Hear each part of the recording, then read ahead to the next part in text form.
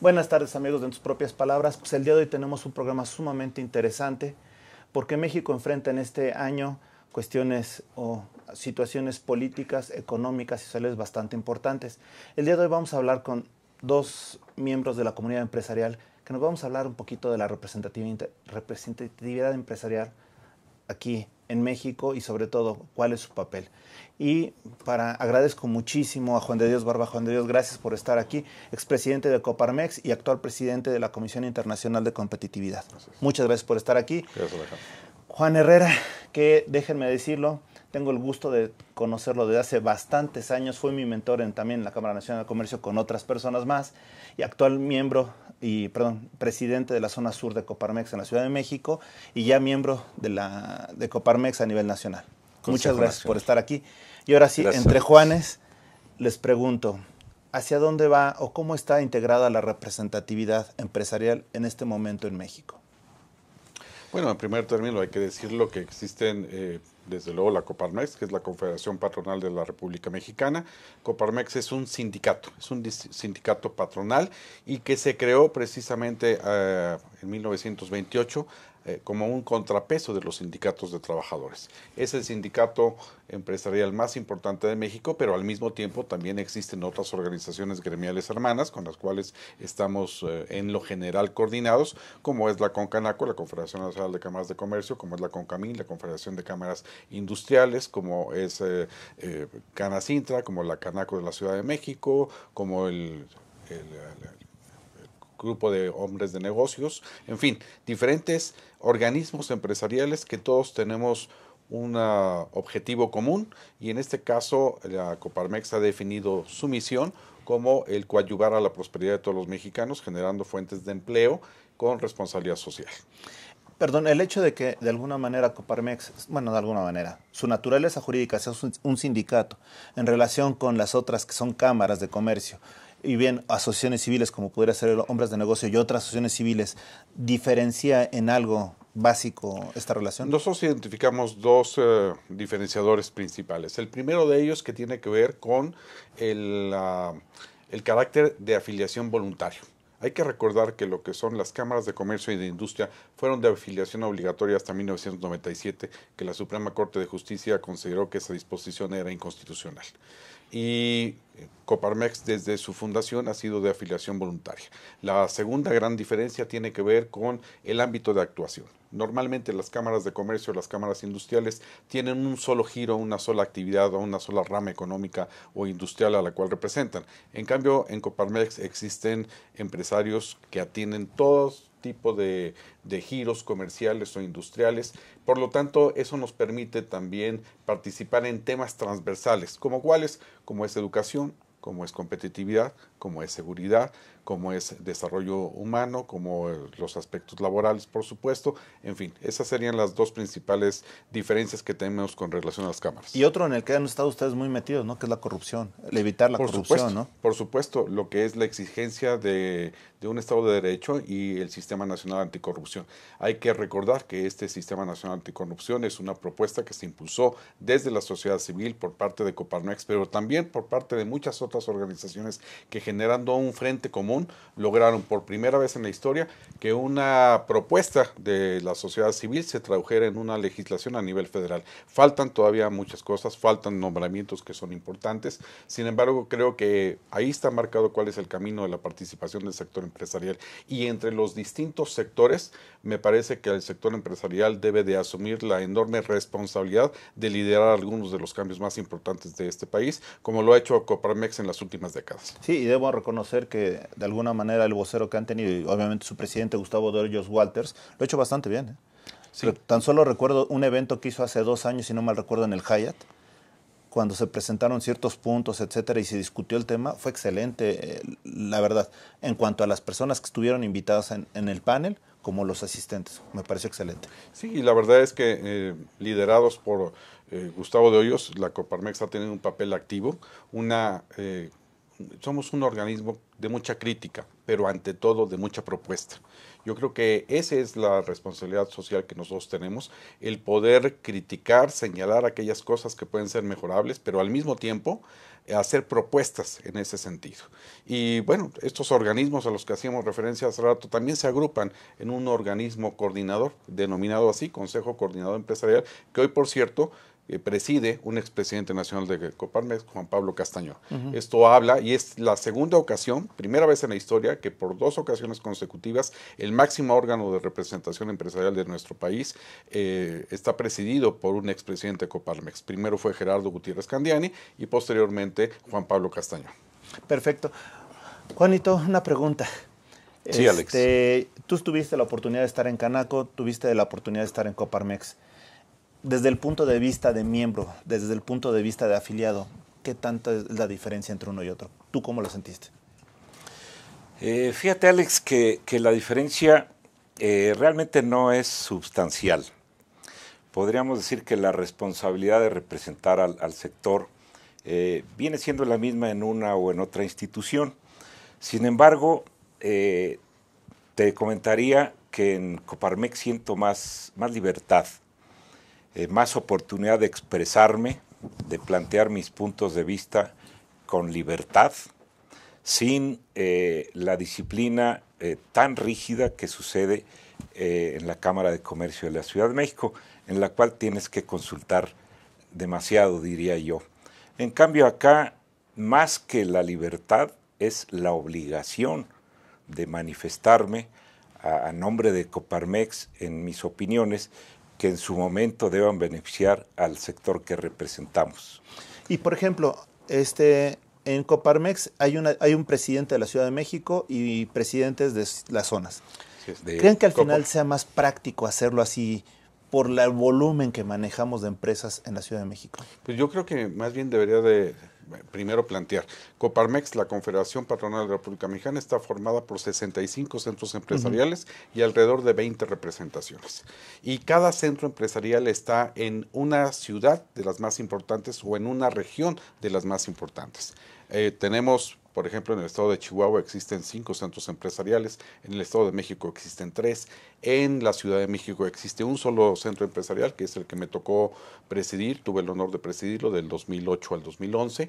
Y ahorita, perdón, está Jesús Padilla presidiendo. Ahorita es Jesús Padilla Centeno, a quien le mandamos un saludo. También está haciendo un extraordinario papel de representación de la Coparmex en la Ciudad de México, y yo creo que tiene una lógica esto. Mira, la Coparmex Nacional obviamente corresponde atender todos aquellos aspectos federales, todos aquellos aspectos nacionales y por supuesto coordinar y transmitir los puntos de vista de los centros empresariales. Existen también consorcios y grandes empresas que están afiliadas de manera directa a la Coparmex Nacional, así están los estatutos, pero quien ejerce el voto al momento de elegir a las dirigencias son cada uno de los 65 centros empresariales, de acuerdo con los requisitos que establecen nuestros estatutos. Ahora bien, el hecho de que exista un centro empresarial Coparmex en la Ciudad de México, lo que implica es la posibilidad de atender los problemas y la agenda local.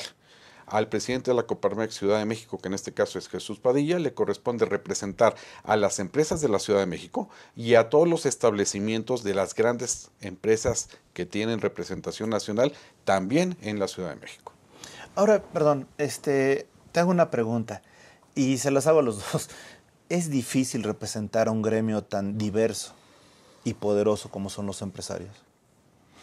Yo no diría que sea difícil. Lo que sí diría que es un tanto complicado por la gran diversidad de intereses que se representan, ya que tenemos desde algunas pequeñas empresas de 4 o 5 empleados hasta empresas medianas o grandes que pasan de miles de empleados. Obviamente los intereses y las necesidades de esas empresas difieren, y sin embargo en Coparmex tenemos que tener la habilidad para apoyarlos, servirlos, representarlos en esas grandes diferencias que manifiestan. Yo creo que la principal dificultad es, en primer término, entender que cuando tienes varios cientos de asociados en un centro empresarial, en donde cada uno de ellos es dueño o jefe o director general de sus empresas, es una labor compleja realizar una coordinación de los intereses de cada quien y atender a cada quien en su debida dimensión, porque al final de cuentas son personas que están acostumbradas a mandar. Y aquí lo que tenemos nosotros que hacer es coordinar. Yo entendí mi función como presidente de la Coparmex en la Ciudad de México en su momento como la de representar los aspectos generales, como bien decía Juan Herrera, pero al mismo tiempo actuar y ejercer ese derecho de picaporte que siempre ha tenido la Coparmex ante las diferentes instancias de gobierno, de tal manera que cuando cualquiera de nuestros asociados tiene algún problema de cualquier naturaleza, desde tramitología, seguridad, permisos de medio ambiente, etcétera, ponerlos en contacto directo con la autoridad o darles la capacitación que es necesaria para que puedan cumplir cada uno con sus obligaciones. Y hoy que tengo la enorme responsabilidad de presidir la Comisión Nacional de Competitividad, por ejemplo, uno de los proyectos principales que estamos trabajando desde hace varios años es la Ley General de Mejora Regulatoria, el crear un verdadero sistema nacional de mejora regulatoria en el cual el ecosistema para que se desarrollen los negocios, los requisitos a cumplir puedan ser lo más similares posible en todo el país, pero además en las instancias federal, estatal y municipal, porque hoy en día es ridículo, pero así sucede, que poner un negocio en la Benito Juárez es completamente distinto a hacerlo en Coyoacán o hacerlo en la delegación Gustavo Madero o irnos a Tamaulipas, a Veracruz, a Yucatán o a Sonora, cada lugar tiene sus propios requisitos. Entonces hemos trabajado mucho en estos últimos años y puedo comentar que hace unos días el presidente de la República envió ya al Congreso de la Unión una iniciativa de Ley General de Mejora Regulatoria después de que el año pasado, el 5 de febrero, el aniversario número 100 de la Constitución, se promulgó la reforma constitucional que precisamente le da facultades al Congreso de la Unión para legislar en temas de materia de mejora regulatoria para todos los ámbitos de gobierno, incluyendo los entes autónomos. Esto significa que para el ciudadano, olvídense del tema solamente empresarial, todos, independientemente de ser servidores públicos o ser empresarios, todos somos ciudadanos, todos hemos hecho trámites y todos hemos renegado en el momento de que vamos y nos piden algo que el gobierno tiene. Por ejemplo, ¿por qué te van a pedir un acta de nacimiento cuando es el gobierno el mismo el que te lo está expidiendo? Porque dentro de las instancias de gobierno no se consultan las diferentes bases de datos. Entonces, no va a ser fácil, no va a ser de la noche a la mañana, estamos conscientes de ello, pero estamos trabajando en este esquema. Esta situación de la mejora regulatoria no distingue si el empresario es micro, pequeño, mediano o grande. No distingue porque al pequeño empresario le afecta. Si le falta un papel, es pretexto para que la autoridad llegue a clausurarlo, a multarlo o a extorsionarlo. Pero si a la gran empresa le falta un papel o un permiso, entonces se paran inversiones de varios cientos de millones de pesos. Claro. Entonces, al final sí existen temas que son comunes para todos. Perfecto, vamos a hacer una pequeña pausa y al volver yo les pregunto, ¿realmente como empresarios pasamos el examen de competitividad a nivel internacional? No me respondan ahora, hacemos una pequeña pausa, volvemos, estamos en Aztele.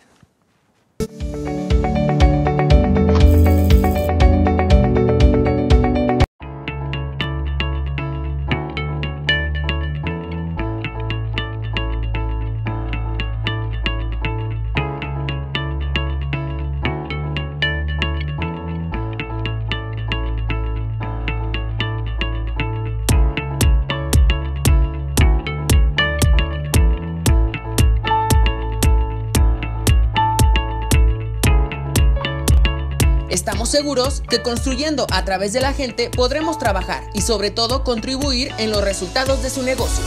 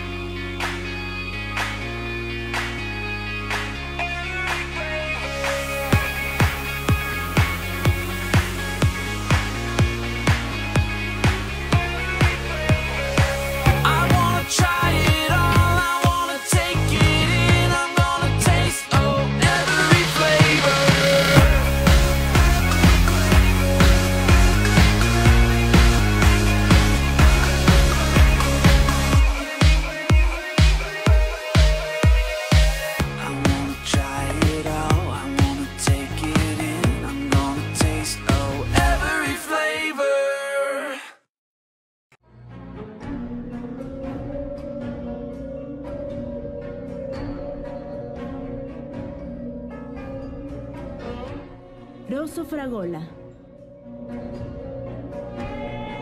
Arte en fresa que seduce tus sentidos.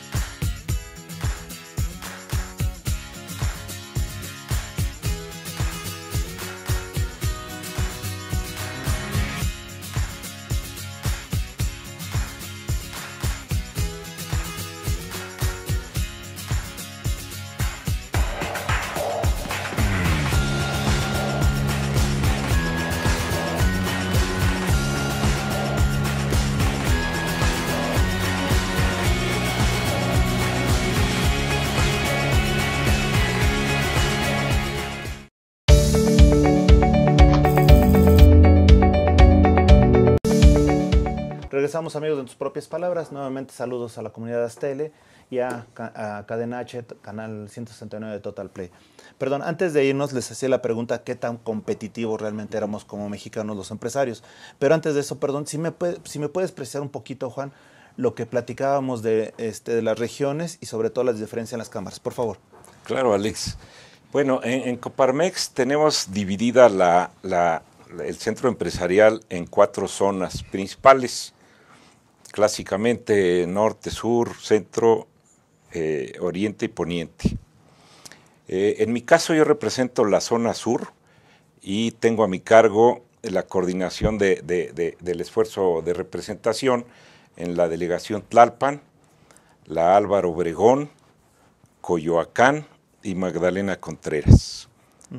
Esa es mi parte que me toca en Perfecto. Zona Sur. ¿Y todos le reportan al centro? Sí, todos los representamos al Consejo Directivo, que es presidido por Jesús Padilla, quien lo hace muy bien, por cierto. Perfecto. Ahora bien, regresábamos. ¿Qué tan competitivos somos? Porque ahorita estamos, por ejemplo, ayer se empezaron a llevar las negociaciones, la 6ª ronda de negociaciones en Ottawa del Tratado de Libre Comercio de América del Norte. Entonces, se habló mucho del empresario mexicano, pero realmente, ¿qué tan competitivos somos? A ver, mira, lo que tenemos que hacer es pues compararnos con el mundo, ¿no? Y para eso existen diversos indicadores. Está el indicador del Doing Business, está el indicador del Foro Económico Mundial, y si nos referimos, por ejemplo, a este último, que es del Foro Económico Mundial, México ocupa la posición número 57 entre 140 países. Ocupar el lugar número 57 de 140 países, siendo la economía número 14 o 16 del mundo, porque hemos caído, medido por el tipo de cambio, según las variaciones que vaya teniendo, pues no es satisfactorio. O sea, de ninguna manera podemos decir que sea satisfactorio estar en el lugar número 57 en temas de competitividad a nivel global. Y pudiera ser que alguien diga no estoy de acuerdo, en realidad México puede ser más competitivo, pero no debemos de perder de vista algo. Percepción es realidad, y esos índices son consultados por mucha gente alrededor del mundo, que inclusive gente que está enfocada a la toma de decisiones de inversión. Y en este sentido, el que México aparezca en ese listado rezagado significa que tenemos mucho que avanzar en esta materia. Por ejemplo, el tema de las reformas estructurales. Por supuesto que Coparmex respaldó la gran mayoría de las reformas estructurales, peleamos por ellas durante muchos años, las consideramos que son necesarias, indispensables, pero llegamos tarde a ese proceso. Nuestros principales países competidores hicieron este tipo de reformas desde antes y nosotros tenemos que acelerar el paso. Nosotros estamos avanzando, estamos generando pues nuevas disposiciones, nuevos mecanismos para buscar mayor competitividad. Tenemos que trabajar, por supuesto, en la implementación de un verdadero Estado de Derecho. Tenemos que combatir la impunidad, tenemos que combatir la inseguridad, y al mismo tiempo que hay ciertos avances, estos resultan insuficientes toda vez que otros países están avanzando a mayor velocidad. Una pregunta, Juan. Tú dices que Sí. entramos en forma... Ahora sí, perdón, Juan de Dios. Perdón. Entramos en forma distante, pero te pregunto, ¿crees que si hubiera hecho Carlos Salinas de Gortari en el 94, o en ese momento, las reformas que ahora hizo Enrique Peña Nieto, hubiera sido más oportuno? Bueno, yo no quisiera personalizar en una Digo, persona porque ni fue en un solo gobierno. fue el momento el que se dio, ¿no? Sí, pero no quisiera personalizar. Yo creo que en ese sexenio, independientemente de cosas que puedan ser muy criticables por muchos, también hubo cosas que fueron muy importantes, porque hubo transformaciones en la estructura económica del país, y recordemos que inició la vigencia de lo que es hoy el Tratado de Libre Comercio, por cierto, en las negociaciones, la sexta ronda, esperemos que nos vaya bien en esa ronda, pero yo creo que el rezago se lo debemos de atribuir en realidad no a un partido o a una persona, sino a todo el sistema político nacional. ¿Por qué? Porque ha habido demasiado egoísmo por parte de las fuerzas políticas cuando el PRI ha propuesto alguna reforma que es favorable para el país, pues resulta la oposición por el PAN, por el PRD en su momento, de manifestarse en contra y no permitir muchos de esos cambios. Y cuando el PAN fue gobierno, el PRI se opuso.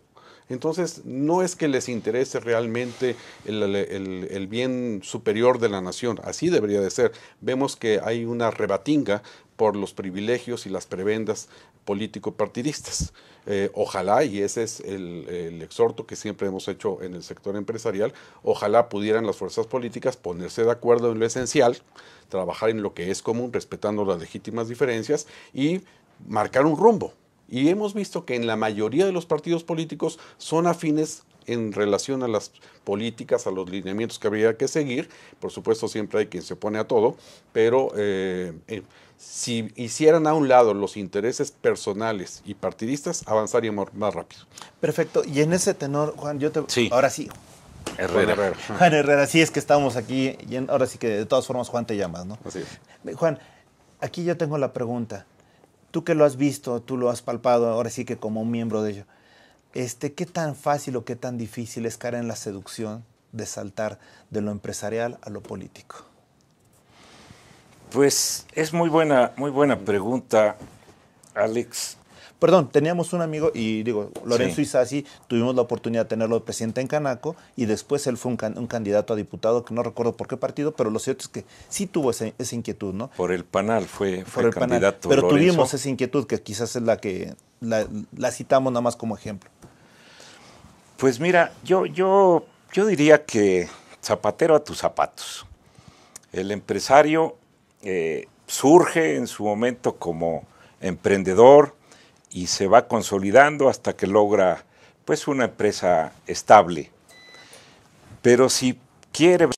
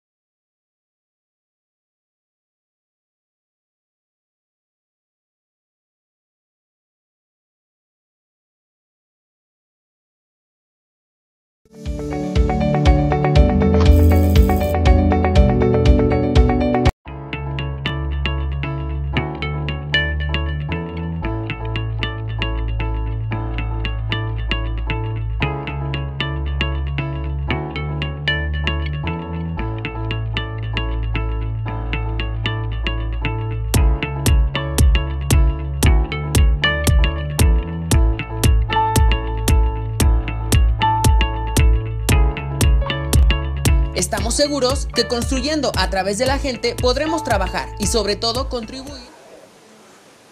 Ay, tranquilo. Así te voy, no, digo. ¿Ya? Entonces regresamos. Sí, se perdió ahorita regreso. Sí. Ya probé. Oigan, está lloviendo. Clima loco. ¿Ahorita? Sí, clima loco. A ver si regresamos. Perdón, amigos, es que hubo una pequeña situación con el clima que nos jugó un poquito chueco con la tecnología y la electricidad. Perdón, estábamos comentando antes de irnos a esta falla involuntaria. Y se los pregunto a los dos mejor.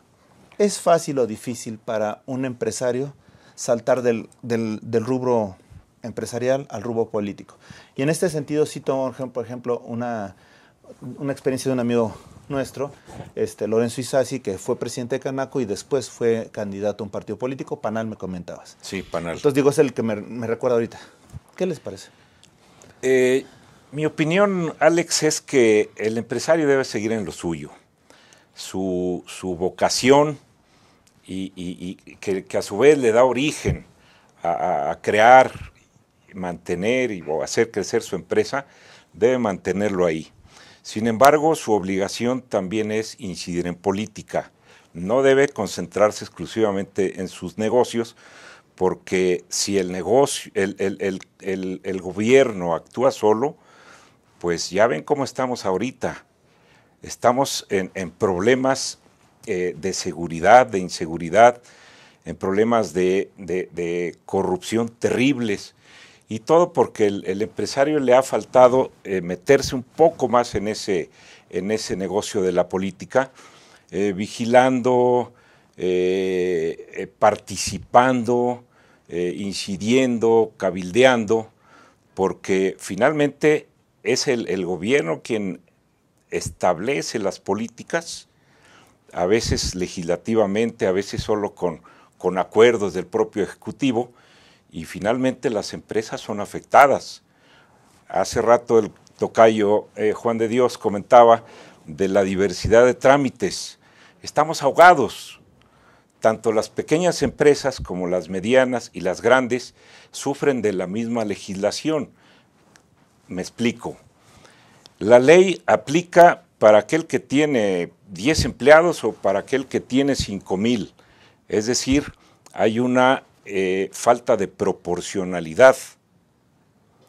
Cada tamaño de empresa debe recibir o debe tener cierta legislación, siendo que los pequeños empresarios debieran tener mucha flexibilidad, muchas facilidades para que puedan desarrollarse. De otra manera, el pequeño es ahogado. A eso me refiero con que el empresario debe incidir en que la legislación sea favorable a la actividad económica. Juan de Dios. Fíjate, aquí voy a poder diferir un poco de Juan Herrera y voy a hacer una referencia. Cuando tú estás participando en un organismo gremial como es la Coparmex, para llegar a ser presidente del Centro Empresarial de la Ciudad de México en el 2008 no fue algo automático. Tiene que haber una trayectoria, tiene que haber una experiencia. Entonces, en un principio participas en el Centro Empresarial, después eres consejero, después me tocó presidir la Comisión de Enlace Político y Legislativo, que se creó en ese momento justamente por la necesidad de incidir en la política pública. Después fui vicepresidente de Comisiones de Trabajo y terminé siendo el presidente del Centro Empresarial de la Ciudad de México. Y de ahí, ¿qué sigue? Bueno, de ahí el siguiente escalón fue participar en la Coparmex Nacional, como consejero nacional, como integrante de la Comisión Ejecutiva Nacional y hoy como presidente de la Comisión Nacional de Competitividad. Muy bien, ya hiciste toda una trayectoria, ya aprendiste, ya te preparaste. ¿Qué sigue? Quien use los puestos del sector empresarial como un trampolín para tener un puesto y de ahí brincar a una posición partidista o una posición política, creo que no está bien, creo que es incorrecto.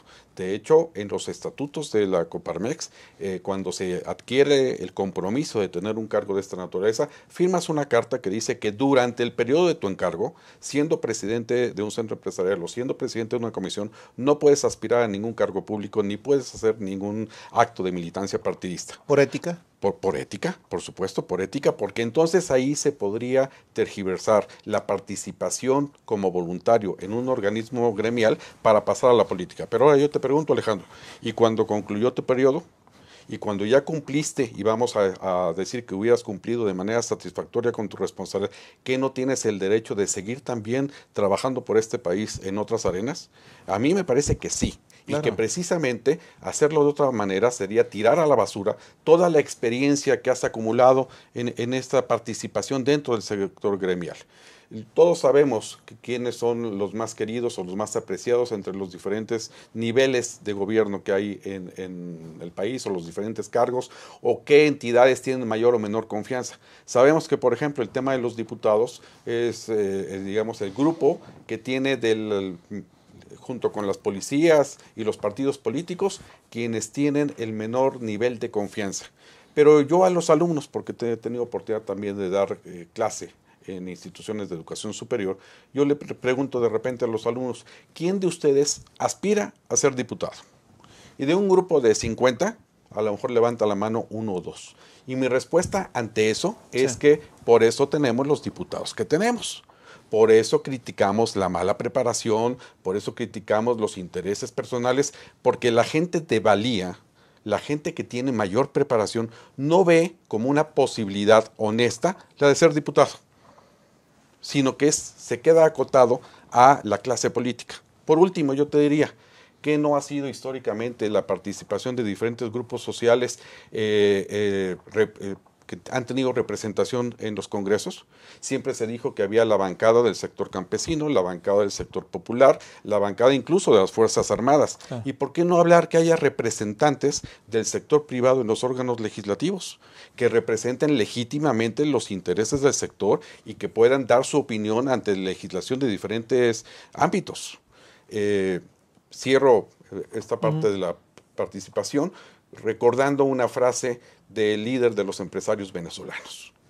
Y el líder de los empresarios venezolanos dijo, en su momento, los empresarios venezolanos nos dedicamos a atender exclusivamente nuestras empresas pensando que no íbamos a tener problemas con la política.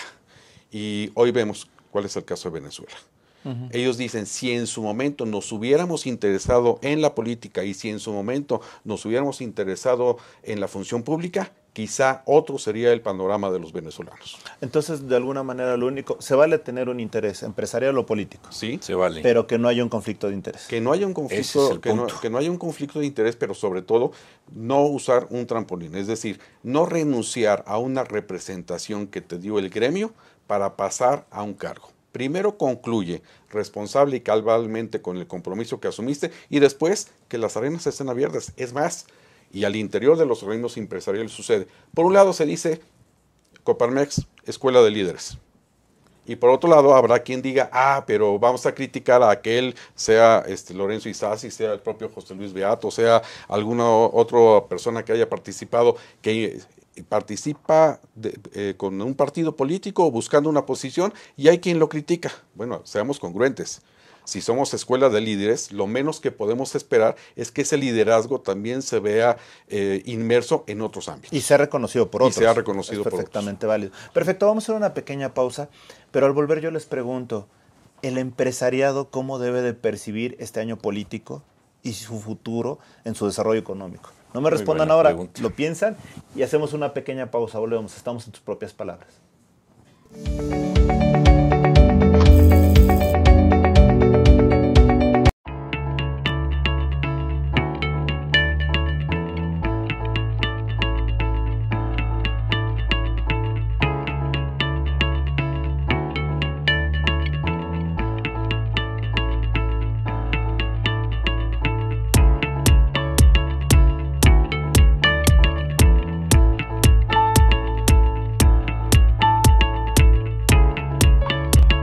Estamos seguros que construyendo a través de la gente podremos trabajar y sobre todo contribuir en los resultados de su negocio.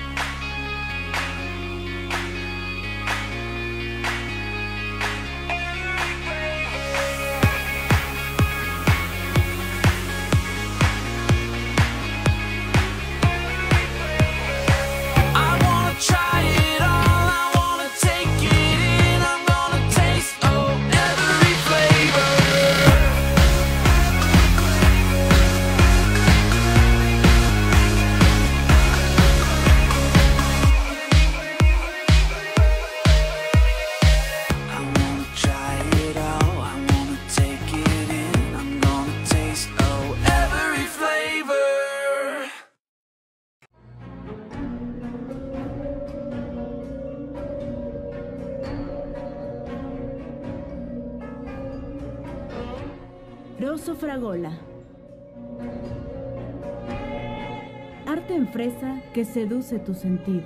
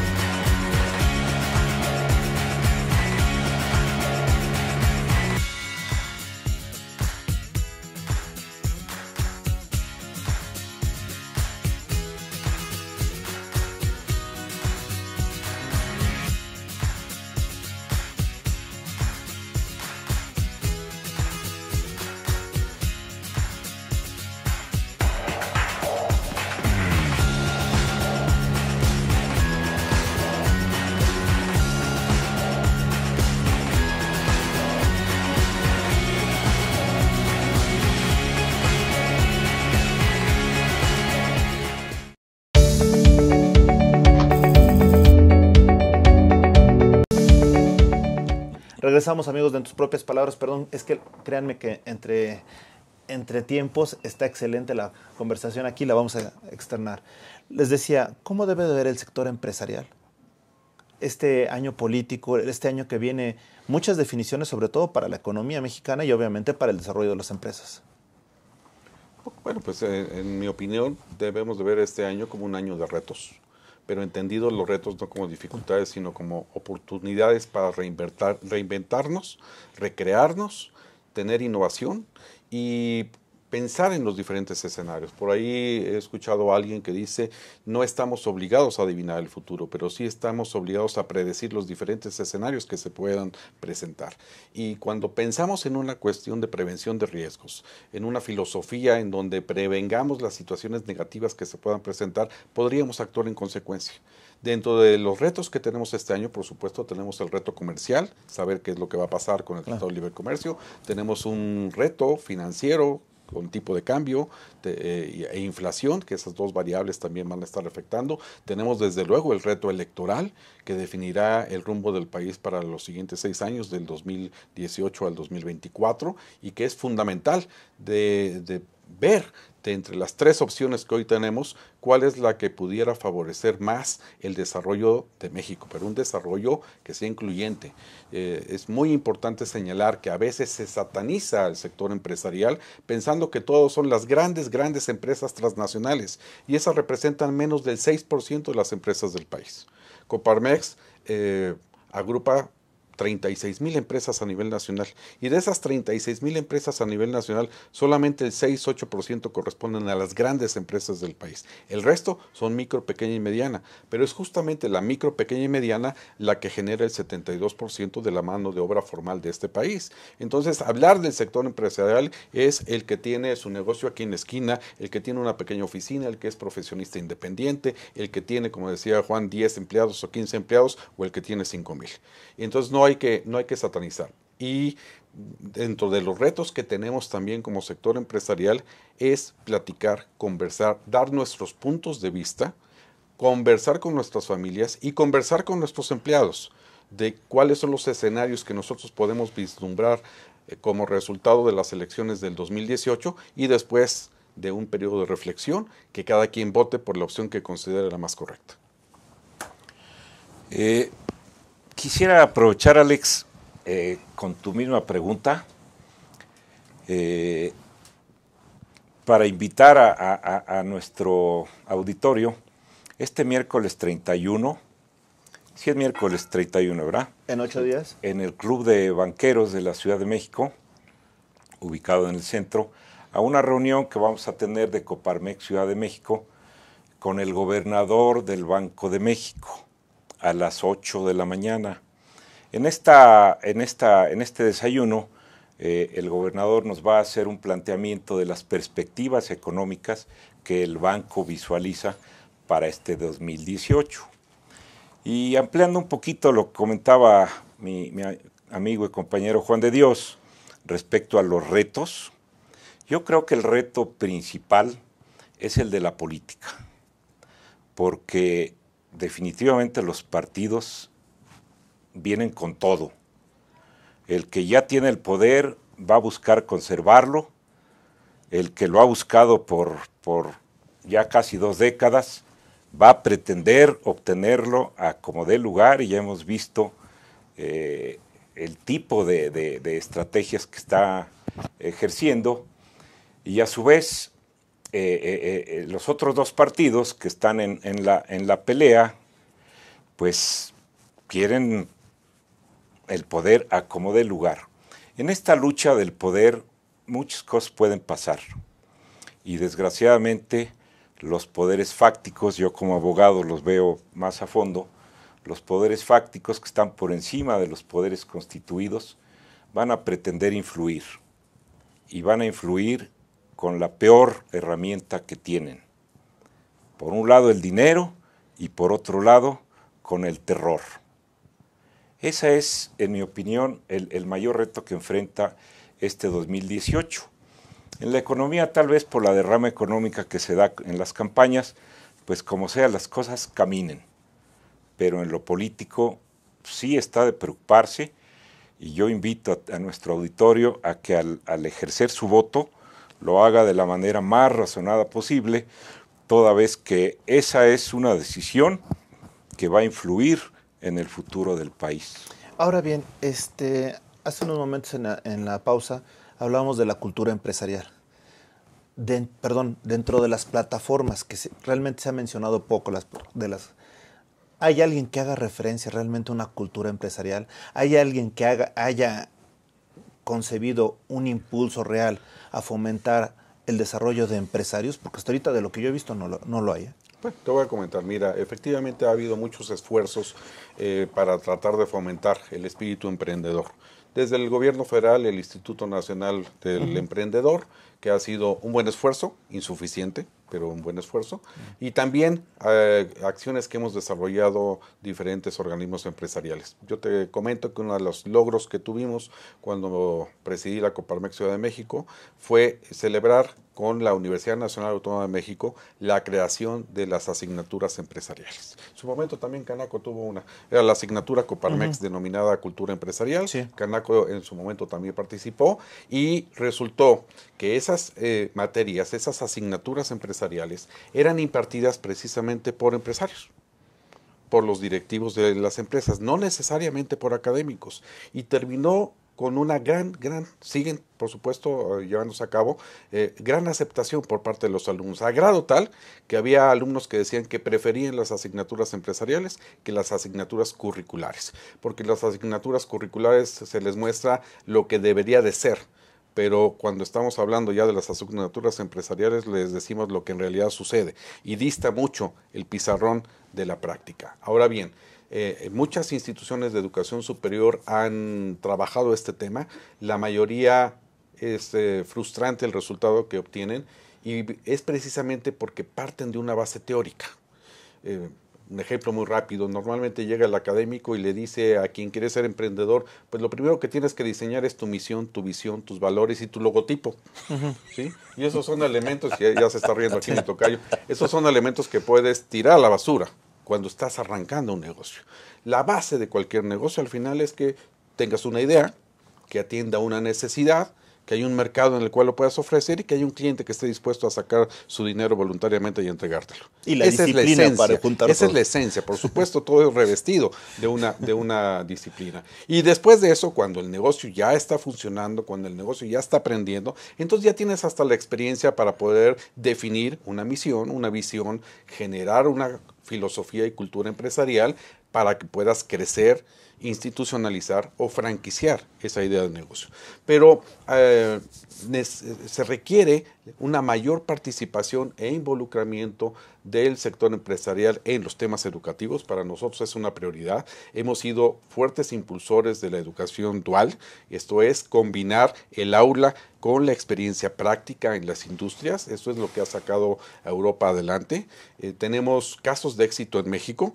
pero estamos hablando a lo mejor de que tenemos 3,000 personas en ese esquema de educación dual. Tendríamos que llegar, no sé, a 300,000. Es increíble que en una visita que se hizo a Alemania, la propia canciller Merkel señaló que en México reconocía los esfuerzos de implementación del sistema de educación dual, pero que eran notoriamente insuficientes, a diferencia de lo que ellos han tenido. Perdón, nada más un segundo, Juan de Dios, pero tú dices en la universidad, pero no estamos empezando muy tarde, y te lo voy a comentar por qué. Porque, por ejemplo, desde la educación, estás en la primaria, secundaria, y dicen, estudia mucho para que luego tengas un buen empleo, pero no para que digas, estudia mucho para que tengas tu propia empresa. Te programan. Tienes razón, y a lo mejor fue la deformación de ser profesor de educación en instituciones de educación superior, pero tienes razón, y todavía iría yo más allá. Te encuentras con alumnos en instituciones de educación superior, públicas o privadas, que no saben escribir, Sí. que no saben leer, que no saben expresarse, que no tienen comprensión de lectura. Y terminas en algunos casos, les digo yo a los alumnos, siendo una ganga, educándolos y además dándoles la materia a la que estás obligado. Sí, tenemos ahí una grave deficiencia en el sector educativo, desde la primaria, desde lo que son los hábitos, la recuperación del civismo, las habilidades básicas de escritura y de lectura, y por supuesto que es una de las graves deficiencias en nuestro país. No puedo entender cómo haya quien apoye a un grupo de maestros que digan que está mal enseñar inglés en las escuelas. No puedo entender cómo haya un personaje en particular que esté apoyando a maestros que dicen que tienen derecho a heredar las plazas. O sea, eso es absurdo. ¿Qué pasa? Posiblemente el maestro en ese momento sea extraordinario maestro, pero eso no quiere decir que por herencia o por genética va a transmitir esas capacidades a su hijo para que su hijo pueda tomar esa plaza. Ojalá se preparara. No puedo entender cómo se esté en contra de la evaluación de los docentes cuando todos somos evaluados todos los días, Alejandro. Tú eres evaluado en tu empresa, te evalúas a ti mismo, te evalúa la familia, te evalúa tus clientes, te evalúa tu jefe si es que estás trabajando para alguien. Entonces, ¿cómo puede ser esos nichos de excepción que lo único que están buscando es un corporativismo para garantizar intereses que son anacrónicos y obedecen solamente a ambiciones personales? Lo que menos les interesa es el interés del país. Fíjate que, perdón, nada más les comento, alguna vez escuché que alguien ponía, se necesitan licenciados que sepan leer y escribir. Yo creo que vamos a llegar algún día a poner, se necesitan presidentes que sepan leer y escribir. Pero bueno, nada más, perdón, el tiempo a veces es injusto, pero yo les diría, Juan Herrera, ¿cómo ser empresario en México y no morir en el intento? Volviendo un poquito a la pregunta de si hay cultura empresarial en México, yo te diría que sí la hay. Es incipiente todavía, porque si en los primeros 5 años fallecen 8 de cada 10 empresas que iniciaron, y el motivo principal es la falta de capacitación como empresario, entonces la regla se confirma. La cultura empresarial aún es incipiente todavía. En 1990 yo recuerdo estudiando con Lorenzo Cerviche en la USEM, el curso de formación social del empresario, nos enseñaba que el capital que el empresario tiene no es propio, más bien es un capital que está hipotecado. ¿Qué significa esto? Que el empresario que posee ese capital y debe dirigir ese esfuerzo económico hacia la empresa, no puede dilapidarlo, no puede finalmente perderlo. Tiene la obligación de hacerlo producir eficientemente y con ello crear empleos, pagar impuestos que sirvan a la comunidad, a toda la gente que para él trabaja, sean empleados o sean proveedores en forma directa o indirecta. Este capital debe ser multiplicado. En el menor de los casos debe ser conservado. Es una de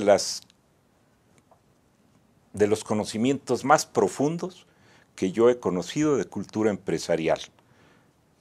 El empresario que emprende debe abocarse perfectamente enfocado a lo que pretende lograr y no desviarse. hasta que finalmente su esfuerzo sea lo que soñó y por lo cual emprendió. Perfecto, Juan de Dios. Bueno, mira, yo creo lo primero para no morir en el intento es entender que cualquier proyecto empresarial, como cualquier proyecto personal, tiene un ciclo, y ese ciclo en el cual va a nacer, va a crecer, se va a desarrollar y va a morir. Y entender que los proyectos van cambiando. No has hecho un solo proyecto en tu vida, has ido cambiando, se han ido modernizando, se han ido transformando, o vas cambiando, y hay gente que cambia de giro y eso no está mal. Lo primero para no morir en el intento es mantener una actitud positiva. Entender estas limitaciones en los proyectos, entender que todo tiene ciclos, pero sobre todo entender que no tiene éxito aquel que no fracasa, sino que tiene éxito aquel que se levanta cada vez que fracasa. Perfecto. Desafortunadamente ya concluyó el tiempo. Yo nomás, antes de irme, les hago una pregunta. En 2 palabras me gustaría que me respondieran, máximo 3. En tus propias palabras, Juan de Dios Barba, ¿quién eres? Un ciudadano trabajador. Juan Herrera. Un empresario que busca consolidarse, y quiero que mis hijos igualmente pues continúen el esfuerzo. Perfecto. Y yo lo que sí quiero hacer es pedirles 2 cosas. Hagan una invitación para que hoy vemos 2 sellitos, bueno, dos logotipos, 2 pines, pero me gustaría que fueran más. Inviten a la gente a que se afilie a Coparmex. Por supuesto, la unión hace la fuerza.